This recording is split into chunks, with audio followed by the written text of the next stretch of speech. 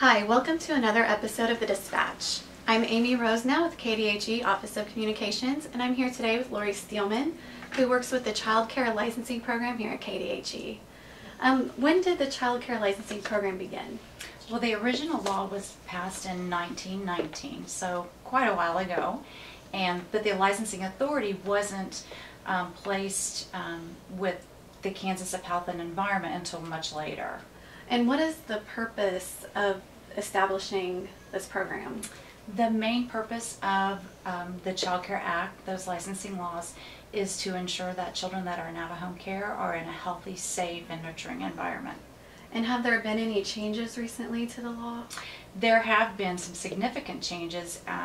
Those occurred in 2010 when Kansas legislature passed changes to the Child Care Act, known collectively as Lexi's Law. The primary outcomes of that were, first of all, we no longer had registered providers in Kansas. That category was eliminated. The reason so is because with registered providers, they were not required to have an inspection, so unless they had a complaint, and then we would step in and do that inspection.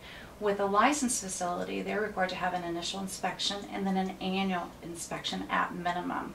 So now all of the providers in Kansas that are required to have a license, and there are stipulations for that, no more than 2 children, no more than a combined 20 hours a week of unrelated children require a license, and all of those facilities are inspected a minimum of once a year. Now, you work with local health departments on those inspections. Can you tell us how you collaborate with them? We do. The local health departments are our partner. That's how we see them. But we actually work with them through the aid to local process. The contract that they abide by specifies that they provide regulatory services.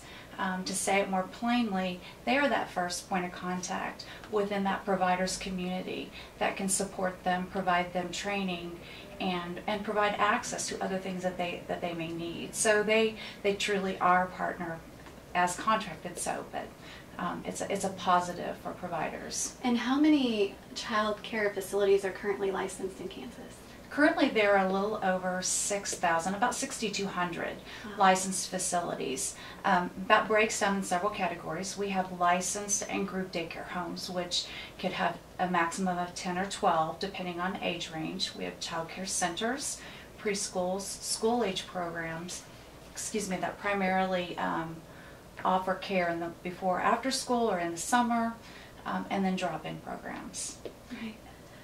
Well, it sounds like there's kind of a broad scope there. So can you kind of pinpoint what your favorite thing is to work with in this program? Well, it's difficult to kind of pinpoint it down so small, because actually there are a couple things that are really exciting about this program. First of all, it's just great to come to work every day with a true purpose. And it's great to work with like minds in our department. We always keep at the forefront what the purpose of the law was originally, and we take it to heart. It's not just another license issued or a data entry completed, but it truly is ensuring the safety of some of the most vulnerable of our population. And that's exciting to me. That's a reason to go to work. But having said that, the other thing that is so exciting about coming to CCL, Child Care Licensing, and KDHE, is we have had so many initiatives that have pushed us forward technologically, provided better access to our program services for our providers, made it easier for our surveyors in the field, and we did that with, we have a online compliance portal where parents can go and view a provider's current history. That way when they're making decisions, they are making informed decisions. So that's very exciting, and that was actually a result of Lexi's Law. We have an online application which just was implemented in March, and we celebrated over 1,000 applications coming in through that provider portal. And that's very exciting, and it's exciting because it's a dual application. We actually share that with the Department for Children's and Families. So when a provider or an applicant wishes to apply online to renew or get an initial license, they can also apply to receive children that get subsidy care at the same time. So that's exciting. So where can someone go to learn more information about the Child Care Licensing Program, or find the portal or provider information? They can go to www.kdhe.gov/KidsNet. That's the key to remember.